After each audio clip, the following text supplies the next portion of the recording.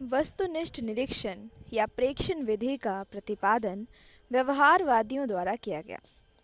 इस विधि के प्रतिपादन से अंतर्निरीक्षण विधि पर जोरदार धक्का पहुंचा और एक तरह से यह कहा जाए कि अंतर्निरीक्षण विधि बहुत हद तक वस्तुनिष्ठ प्रेक्षण विधि द्वारा प्रतिस्थापित हो गई तो कोई अतिशयोक्ति नहीं होगी।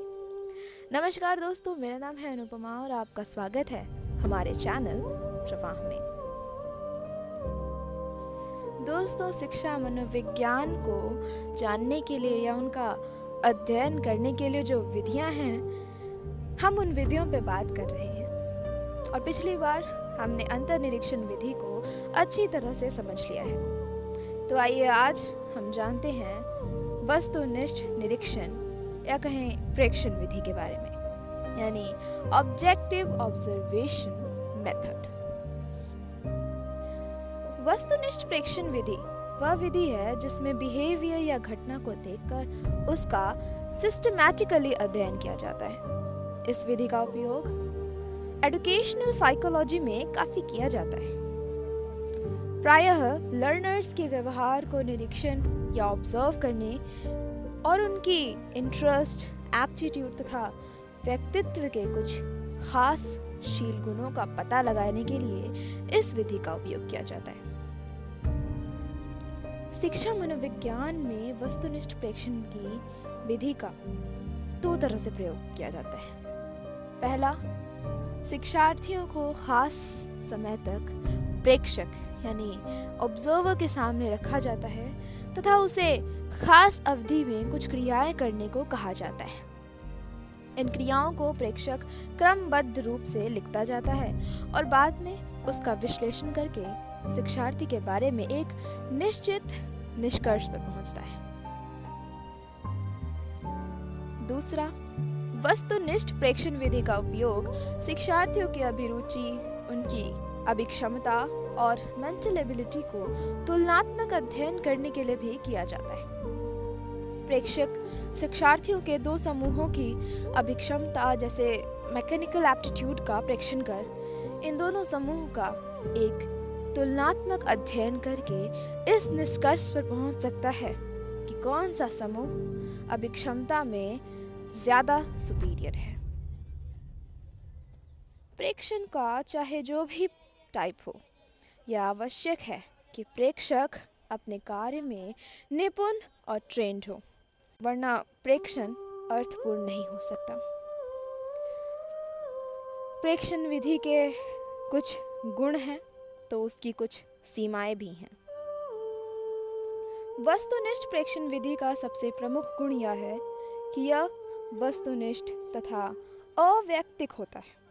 इस विधि द्वारा वस्तुनिष्ठ रूप से लर्नर्स की मनोवृत्ति, अभिक्षमता, मानसिक योग्यता इनका प्रेक्षण किया जाता है और एक वैलिड और रिलायबल निष्कर्ष पर पहुंचा जा सकता है जो अंतर्निरीक्षण विधि द्वारा संभव नहीं। वस्तुनिष्ठ प्रेक्षण विधि में इंटर ऑब्जर्वर रिलेटेबिलिटी अधिक होती है।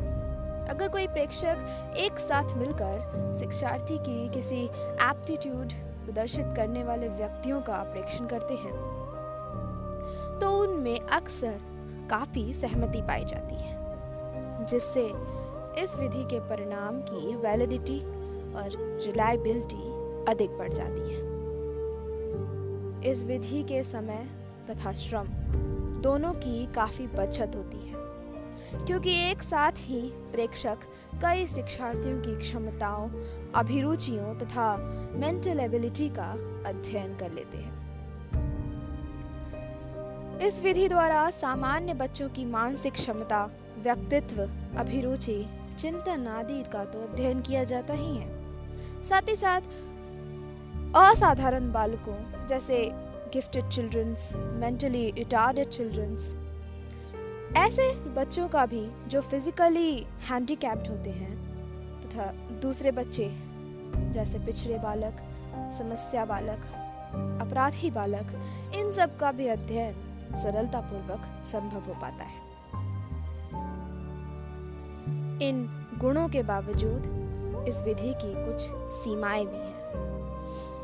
जैसे वस्तुनिष्ठ प्रेक्षण विधि की सफलता के लिए अन्य बातों के अलावा एक ट्रेंड तथा कुशल प्रेक्षक का होना अनिवार्य है।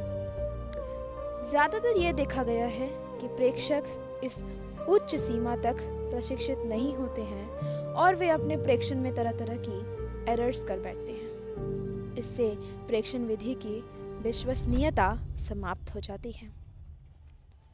इस विधि में प्रायः प्रेक्षण का कार्य एक अनियंत्रित परिस्थिति यानी अनकंट्रोलेबल सिचुएशन में किया जाता है।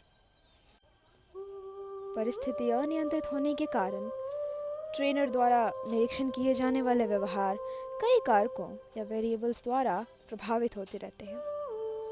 ऐसी परिस्थिति में प्रेक्षक के लिए यह निश्चित करना संभव नहीं हो पाता कि बालकों या वयस्कों के व्यवहार में होने वाला अमुक परिवर्तन का कारण क्या है, और नतीजतन वे निश्चित होकर किसी निष्कर्ष पर पहुंचने में असमर्थ हो जाते हैं। इस तरह स्पष्ट है कि वस्तुनिष्ठ प्रेक्षण विधि की कुछ सीमाएं भी हैं। इन सीमाओं के बावजूद यह विधि एजुकेशनल साइकोलॉजी के लिए काफ़ी महत्वपूर्ण बताई गई है। इस विधि का उपयोग प्रायः शिक्षा मनोविज्ञान द्वारा लर्नर्स की प्रॉब्लम्स का स्पेशली क्लासरूम तथा खेल के मैदानों में उत्पन्न होने वाली समस्याओं का अध्ययन करने में किया जाता है।